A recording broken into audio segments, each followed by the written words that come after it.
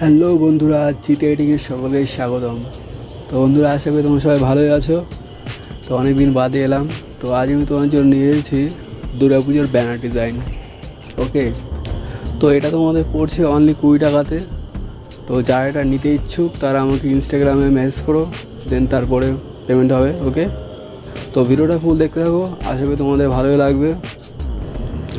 আর সকলকে রইল আমার তরফ থেকে অ্যাডভান্স শুভেচ্ছা। তো পুরোতে খুব আনন্দ করো, মস্তি করো।